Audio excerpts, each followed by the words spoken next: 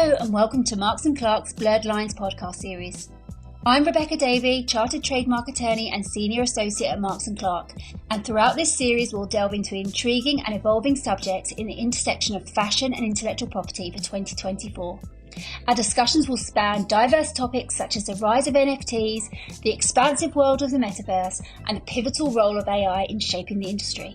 Each episode will feature insights from a spectrum of experts in the fashion realm, along with special guests from within Marks & Clark, providing unique perspectives on these compelling themes. So without further delay, let's embark on this week's episode. Welcome. Today we're going to be discussing all things NFT. We're going to go right back to the basics, and then we'll probably take a deeper dive into the subjects. We are going to address challenges and considerations that brand owners may need to take into account, and some of the common themes that we're seeing in this field. I am Becca Davey. I am a Senior Associate and Trademark Attorney at Marks & Clark. Marks & Clark are a global intellectual property firm. To give you a bit of background on me, I have worked in the industry for about 16 years now. I have a broad practice and range of clients with a lean towards those in the fashion sector. I am going to co-host today with Teemu of Spatial 8. Teemu, please tell us a bit about yourself. Yeah, hello, my name is Teemu Ollilainen from Spatial 8, and Spatial 8 is the concierge service for Metaverse in many perspectives. And my own history is short and sweet, is that I've been working in the ICT sector for over 25 years, and the past, I guess, 10 years or so in the, let's say, metaverse context from the early days, or whatever that might be. But let's maybe dive deeper onto those later on. But some experience in that, and especially with the B2B, business to business, is my kind of expertise. But today we are talking about interesting stuff, and I'll leave to Kelly then to introduce herself. I think this is the most important introduction today. Absolutely. Kelly, we are so honoured to have you here with us today. I'm not sure that there's anyone else better placed to discuss this topic with us. Please introduce yourself. Tell us a bit about yourself. I'm Kelly Vero, the most annoying NFT person on the planet. That's what you need to know. Seriously, I've worked in game development for the last 30 years, and I kind of got really excited about the prospect of NFT, gosh, maybe about 10 years ago, with the advent of Bitcoin, etc. We started to look at the possibilities of what we'll talk about it, of what we can do in this space. And I went away and worked on some really nice projects when I moved over here to Switzerland, where I'm speaking to you from today in Zurich. And yeah, I guess the key thing that I've done in the NFT space is create the trading standard for NFTs for art and luxury, which we'll talk about how I did that and why it's important today. But also, I'm really, really passionate about NFTs, so much so that I've got a book that's out at the moment that you can only pre-order if you buy an NFT. So I'm also disrupting the publishing world as well by creating NFTs for everything. I love this so much. So Kelly, how about we kick off this conversation with the basics? What are NFTs? Where do they come from? Why are they creating a buzz? Tell us. Starts off here, and then we'll progress to the more meaty stuff. I had a really great conversation yesterday when I was at a conference, and we talked about fast-moving consumer goods, FMCG. So everything from your deodorant to your tea bags. These things are all fungible. There's loads of them. They're everywhere.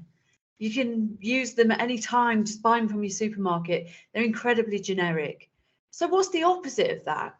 A Louis Vuitton handbag, a Prada pair of shoes. These things are non-fungible. They're pretty exclusive. You don't see them every day on a supermarket shelf. So they're the opposite of the fast-moving consumer goods in this analogy. And I think that explains what the difference between fungible and non-fungible actually is. Fungible is something that is like totally available. Non-fungible is or should be something that's pretty exclusive or limited. So when we talk about non-fungible tokens, we're talking about things that have a limited exclusivity, but also because of that, they have a lot of value. And I guess we'll talk about those examples a little bit more as we talk. But when you think about NFTs, you think about Bored Apes, CryptoPunks. But if we go back in time 5, 6, 7 years ago, we're talking about CryptoKitties. And CryptoKitties really were the first time that we discovered what an NFT is and what it could do for us. Today we have bigger requirements and needs, but really the CryptoKitty, that's a little bit like what's on Dimmer's head there, sort of explains, I suppose, exactly what the NFT does to the consumer. It makes us want something, and because we're a nation of, or a world of hoarders and collectors, we want to create a collection that's very, very unique to us. And that explains the NFT and why it's so powerful today. That is absolutely fascinating. I love that idea that you're kind of like authenticating what you have and showing that kind of it is what it says it is, I suppose, with an NFT, and using that as that kind of a way. You know, it's a really interesting case, or certainly in terms of trademarks, that we are starting to see coming through, which is interesting. So what about terms like blockchain, smart contracts and things like that? How does that kind of fit into this picture? Well, our NFTs have always been created because they're not fungible, they're non-fungible, have been created on this open distributed ledger. So if you think about like an accounts book that is infinitesimal and is vast, and it's also varied and layered, that explains our blockchain. What you put in on one side and you take out on the other, it is anonymized, but it's also available. So the crypto part really explains the cryptographics, or the sort of encryption that we use. There's a lot of talk at the moment about sort of end-to-end encryption, right? When we think about things like the online safety bill, etc. Well, encryption really is just codifying or turning a value or something like non-fungible into something that is more safe, readable, shareable, distributable, where it doesn't identify individuals, or it doesn't identify specific values. It is a relationship between those who create the block that goes up onto the blockchain and those that pull it down. So we would pull it down through our wallets, or we might buy through various other transactables. A lot of big companies really use blockchain now, so they're not just working in a system that is focused solely on having your MetaMask wallet, or in my case, the Solo wallet. In effect, what you're using is different protocols and different solutions, different APIs to be able to draw that information down. Additionally, because we're talking about crypto, we also have to talk about cryptocurrencies, of which there were a gajillion after the explosion, when this, you know, mysterious figure Satoshi created this Bitcoin for us in 2007, 2009. And then that's exploded into this really interesting space where we have these two things. We've got cryptocurrencies, we've got fiat currencies. Fiat currencies are the type of currencies like the dollar, the Swiss franc, the British pound, the krona, the euro. They're all things that are pegged to an economy. The great thing about Bitcoin and other currencies, cryptocurrencies especially, is that they really aren't. They are focused entirely upon community, and it's the movement of the community that drives the value of those particular currencies. So when we buy NFTs, one of the key things we have to think about is, how do we put all of these things together? And when we purchase something, we receive and create a smart contract. That smart contract then goes up into blockchain. So that encryption is available in the sort of ether, for want of a better term. And then when we want to either sell that NFT, or we want to pull it down, or transfer it into something else like currency, which you should never do, then what we actually do is we look at the smart contract from a different perspective. So that smart contract is a live document that lives inside the blockchain, and it is constantly being either updated by the people who are pushing it around the sort of atmosphere around us in the distributed ledger, or if we're selling it on and creating secondary marketplaces, for example, in art and digital asset classes, smart contracts are very important. Yeah, maybe I'll jump into that. It's mostly when we are talking about cryptocurrencies and blockchain technologies and NFTs, it kind of easily goes, well, we will go as well more deeper maybe into technology, but it's very hard for people who are not kind of familiar with the technology to understand it. So maybe as a final question on the terminology part would be maybe that how would you summarize for a person who is not that technology oriented, that what they would need to know from the technology perspective in order to get into, for example, NFTs, that if they are interested in digital NFTs rather than doing like physical art pieces, they would like to have digital art pieces, what they need to know in order to get into that? I think it's really the analogy that I talked about before, you know, with the luxury and the fast moving consumer goods.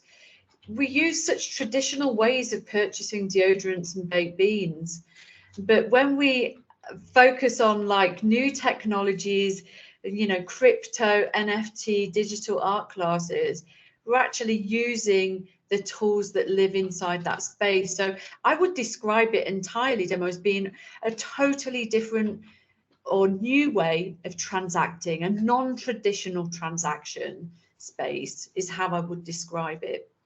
And we use everything, don't we, from wallets to blockchain to smart contracts, etc. How would you describe it? Well, that's a very good question. I think it's hence it's a totally new way of thinking about transactions, because if the evolution of exchanging currencies comes from exchanging squirrel skins because they were rare to hunt in the early days, then we moved into the normal money, which is first based on how much gold each country had in their bank vaults, and that was the basis of the currency. But now it's more difficult, like the blockchain technology, like we are talking about, like Bitcoin, that is based on how difficult it is to mine. So there's a kind of, it's quite arbitrary, like it's very hard to understand the concept that where the value comes in. So in that perspective, I would say that getting into the market, if you are new to it, it would be like maybe trying to first understand how the market works with the currencies, then try to understand what is NFT value based on, because they are like sold with the cryptocurrency value, then understand how the NFTs are valued, why they are valued so high. Like you said, that like the crypto kittens and all that, it's hard to understand why it's so special, and then maybe to dive into that. And like I have also an NFT behind me in that perspective. So it's a difficult concept to understand, that it requires a bit of digging into the technology. So it needs learning curve to understand. Yeah, I think you're right, because there are quite a lot of things on the market that create,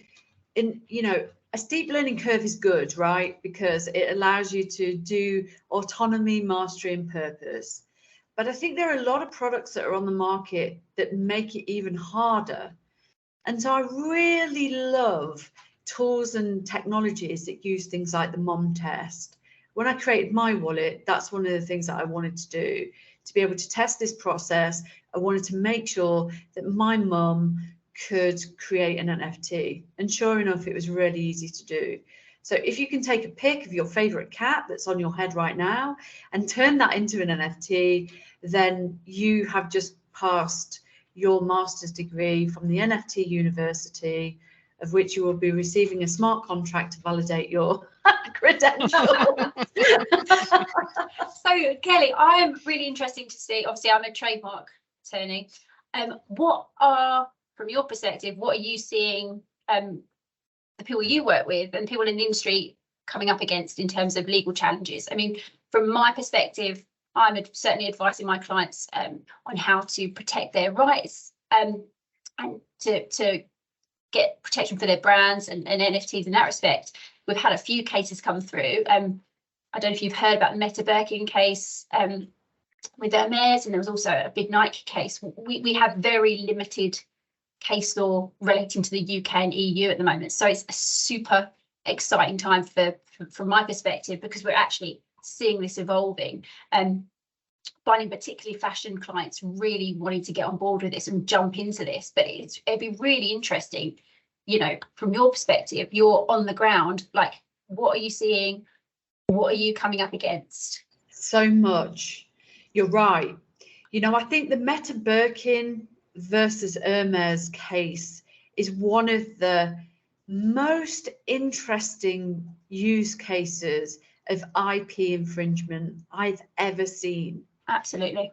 Because it really does set a precedent for what we will do in the future. So to give everybody who's listening a background, there was or there is a kind of figure called an atelier or designer called Maison Rothschild. And Maison Rothschild created this famous NFT from an already existing famous handbag called the Hermes Birkin. Now, these handbags go for about 10,000 plus from brand new, and their value only increases year on year as a physical object. So seeing this as an NFT was a direct infringement on what Hermes had always banked their entire business model upon as a luxury retailer. And this was a huge problem. So many court cases happened, lots of cases and arguments went back and forth. There was no precedent that was set in how this existed beforehand. This is the first time we've ever seen it. The solution to this issue, or the resolution, should I say, was that Metabirkin was in direct infringement of the Hermes trademark, mostly by calling it the Metabirkin. It seems that the name Birkin carries so much weight, and I've worked with quite a lot of luxury companies, and they're really jealous of their competition because they have a small margin of a marketplace with which they need to service and they need to connect with or gain. So market gains in that space are very, very tight margins. Yeah, we always think that luxury is such a massive area. It isn't actually. You will find, I talked about earlier, the fast moving consumer goods market is the bigger. So if you're thinking about high street brands, there's going to be much more of those. And there are so little in the luxury marketplace. When we work, and I'm the CEO of a company called Naked, which is a digital fashion company. When we work with brands, we have to take this into consideration immediately. What are the 2 key challenges, or 5 key challenges, or even 100 that the organization, the fashion house, is looking to be able to either kind of develop or protect as part of what it is that they want to create in an NFT? And you'd be really surprised to learn that the name is one of the biggest parts of this conversation, because when atelier or fashion houses and maison create something, they trademark the name and they trademark the design. So the second part of the Metabirkin trial is actually about the design. This handbag looked exactly like a Birkin, but it was in lots of different colors. Now, what would have happened at Hermes is that they will have trademarked everything from color to shape to the handles on the bag to the, you know, aglets, the zips. All of this stuff is all trademarked, and it's all broken down in, you know, as Rebecca knows, into various layers and segments. So this bag effectively is not just one handbag, it's made up of a million different parts, and those parts all have to be protected. So design patents and trademarking really does come into play here as well. So these were the 2 areas. When I work with my clients in luxury, one of the things that they're looking to achieve is can you make this NFT look exactly the same in digital as it does in real life? Because if it doesn't look the same, then that's an infringement of itself. My advice to people who are creating in this space is a pretty insightful, I would suppose, and quite controversial.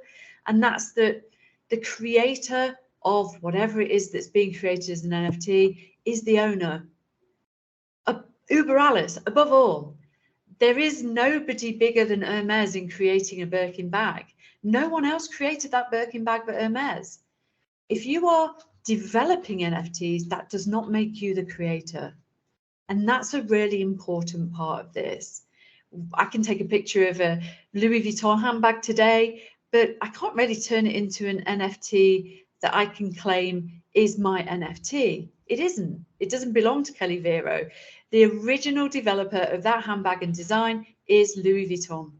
So I would say, in short, that it's important to make sure that if you're creating NFTs from the outset, that the use case is very, very clear here. And that is, if you're creating things that already exist in the physical entity, unless you have express permission to create NFTs based on the quality requirements of the atelier or fashion house or artist or whatever it is that you're making, even a piece of music now, because we can have NFT music as well and audio, that you should be looking to creating in collaboration with the original copyright owner. Yeah, and so from my point of view, it's from the flip side, in terms of the brand owner, making sure that you have trademark protection that adequately covers goods authenticated by NFTs, but also virtual goods, because it's slightly nuanced where, yeah, you make leather bags, but you don't necessarily have protection for virtual bags or virtual shoes or virtual clothes. If you are Hermes and you have such a massive reputation whereby people see an NFT of a bag or a virtual Birkin, they might associate it with you, and you might have a claim there that you could potentially run before the court to be watertight. If you know that you're going to go into the metaverse and have a lot of NFTs, virtual goods and things like that, we kind of would recommend that you make sure your trademark protection is watertight, solid, so that you're in the best position that you can to bring an action. Again, it's new, so we don't know how courts interpret a lot of this, but I think the best warning that we can give our clients is just to make sure, if this is going to be big for you, and for a lot of our flat fashion clients it is, that you are getting protection for your virtual goods, for real goods authenticated by NFTs, to make sure that you're best placed to take action should you ever need to, because we're not all Hermes. We don't all have that so reputation. True. Yeah, but I would say that there's a different case here that's interesting from a legal perspective, and that's art. Because, you know, I did an NFT collection a year or so ago with, you know, Picasso, and the Picasso NFT was a Picasso art piece that was bought by an organization in co-ownership with a view to selling this physical art piece.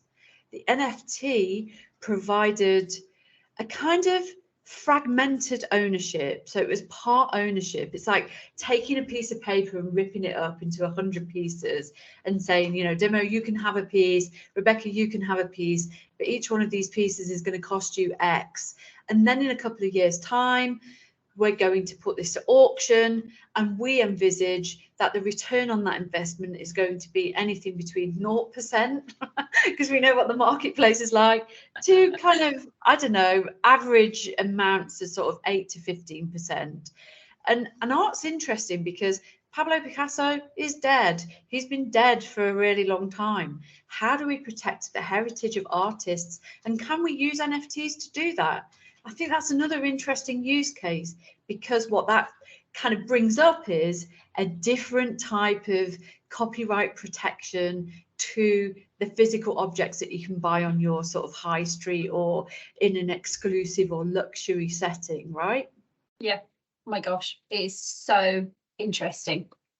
I love that so much. And, you know, every time I think of this, I think of like a slightly different scenario. And, you know, another thing, where do you bring your action? What court do you bring it in front of? There are no borders. There are no, you know, where do you, it's just absolutely a fascinating field. You know, I absolutely love it. I can't wait to see how this emerges. But yeah. I think this is why we created DAOs though, right? So we've got Yeah. something called a decentralized autonomous organization. And the DAO is the kind of voting body. It's the sort of nation that is borderless. So it's kind of like a government structure. I think the DAO is really interesting because in a world where there are no borders in the future, in the metaverse, definitely not, who governs? And I think one of the sort of, and Teemu, you can come in on this and sort of say this is a massive headache, but the DAO is actually pretty good because it polices itself as well as policing, you know, either buying artworks or buying specific NFTs or creating metaverse platforms. It's a self-governing body, which in itself, you know, really does carry its own problems and its own issues. But so far what we've seen with DAOs is they have been incredibly fruitful in terms of the data that they've produced in self-governance and policy, which you wouldn't think there would be in a decentralized world. Yeah.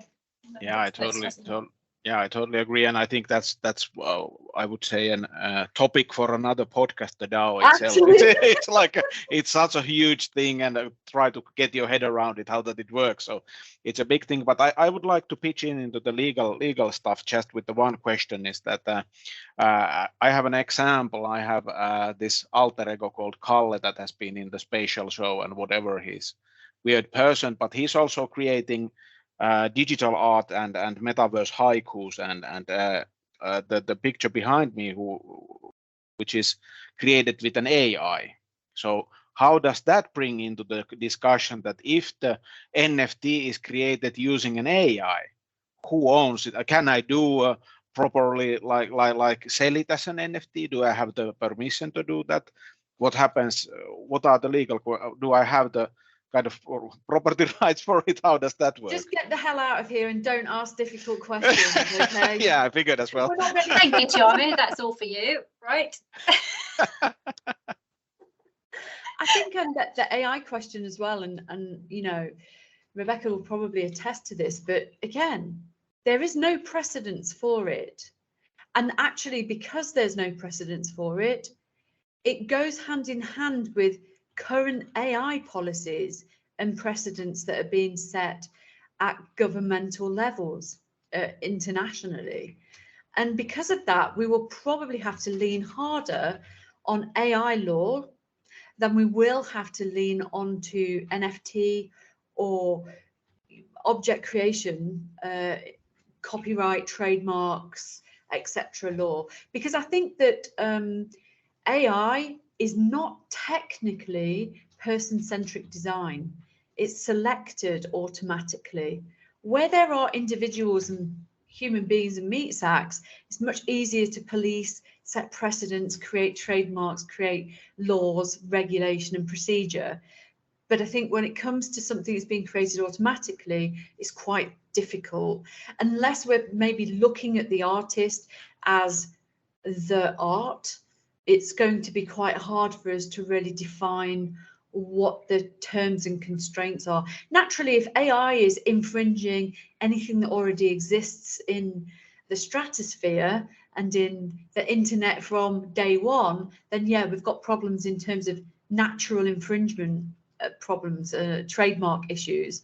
But if it's something that's being created ideologically out of an actual machine and it doesn't look like something that we can instantly identify with, then yeah, we've got to really think, are we leaning on AI policies or are we leaning back on NFT policies? Yeah, I think I kind of echo that. I think from my point of view, with my trademark hassle, if something's been automatically generated and it is a random selection of things, a picture that isn't a copy of something that's doesn't already exist, who would be challenging that? because who would it would really depend. But I think, yeah, I totally agree with Kelly. We don't know really how this would work, but I think it would probably go down the route that Kelly suggests. Super fascinating. I'm watching. Yeah. I'm waiting for this. Yeah, That's quite a can of worms that we've opened there. We've opened a big can of two worms. massive cans of worms in Yeah. the space of a conversation. That's brilliant. Yeah, and to make it easier, I have generated the haikus using ChatGPT and using the haiku to generate this with another platform. So it's one way I said to ChatGPT, create a haiku, and here are the kind of what it should do, and then using that haiku, I used another AI to create the picture using that haiku. So is it like where there's a lot of kind of different questions that who owns and what and how does it work, but my mind is actually blown. Yeah, let's not get deeper into that. So maybe we'll move on from the concerns and go on to the opportunities rather here. So because there's like one question would be that there's so many applications for the NFTs itself. So now going back to those that of course the digital art, like we discussed, is like the first breakout wave of the NFTs, but in what other domains are you seeing like the most promising growth? It's incredible because there are so many. NFTs are so developed now. If we look at what CryptoKitties did originally, it was really just to expose that this existed. The kind of goal of what it was that they were doing back then was really just about creating collectibles. I always describe like NFTs as being more like baseball cards, or old-fashioned Pokemon trading cards, top trumps that we had in the UK when we were sort of growing up.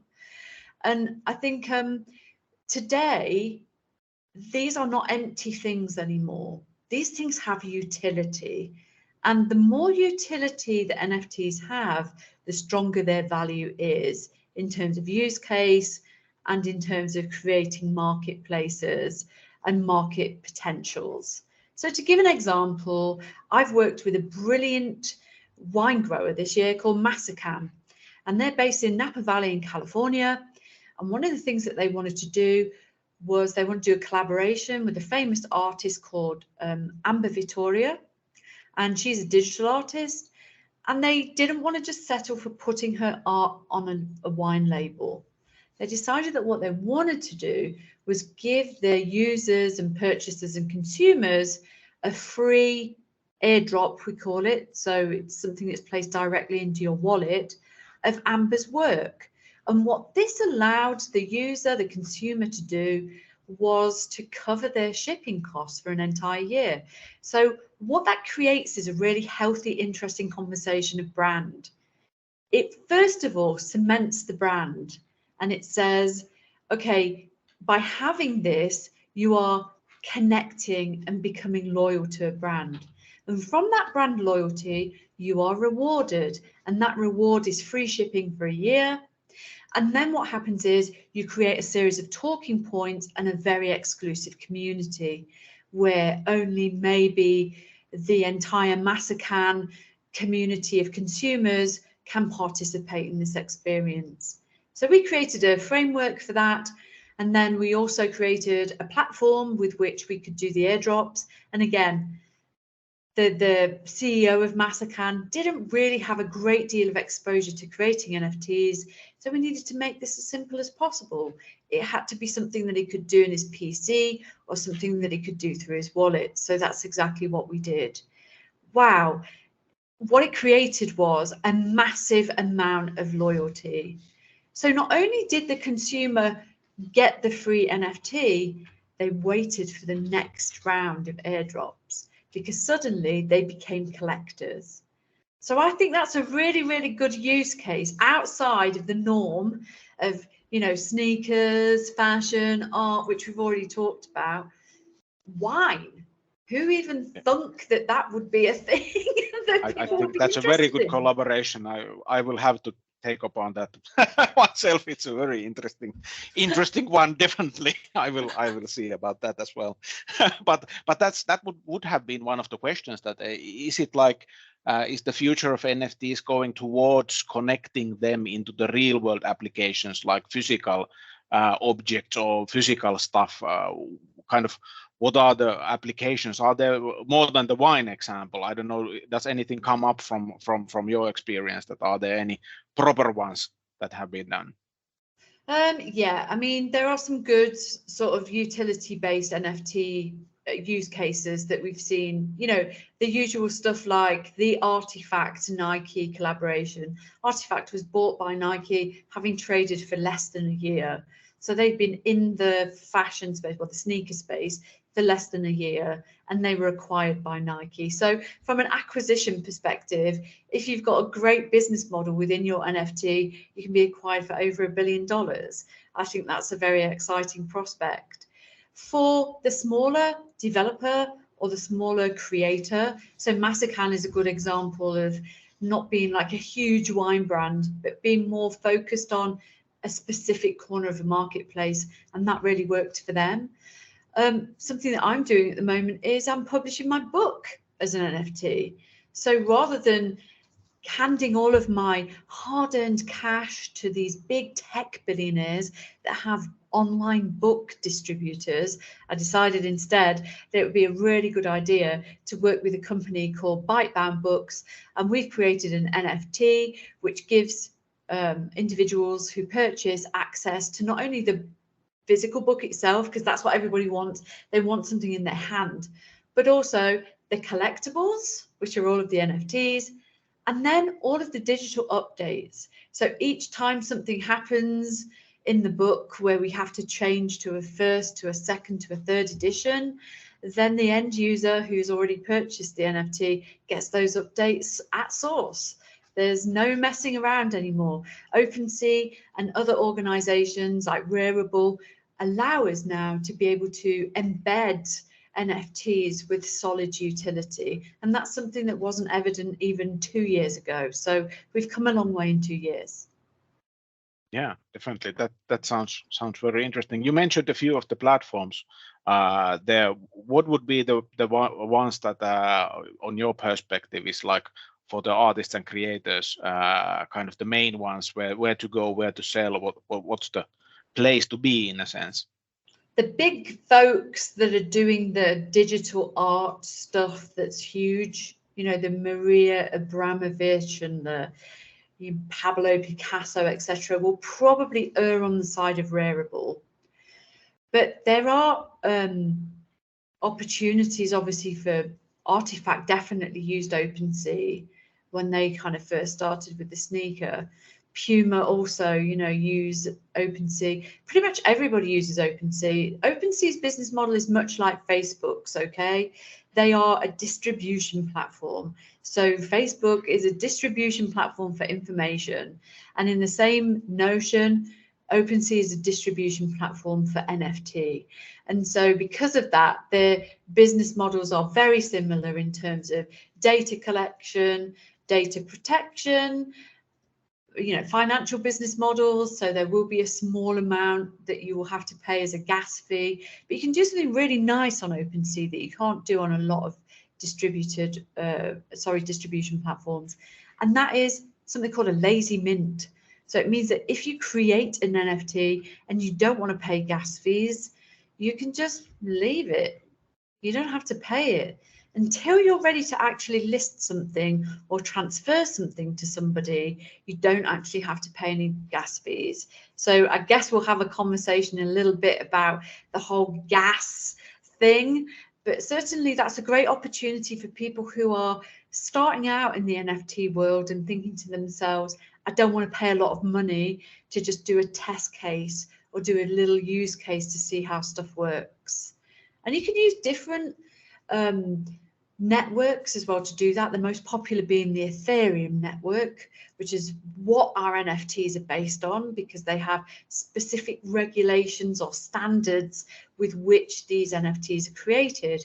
But now there's a whole world of different networks, Polygon, Solana, Cardano. There's lots of different networks with which you can build your NFTs upon. So that's quite exciting too, because what that does is that creates more technology and tools provision inside the space.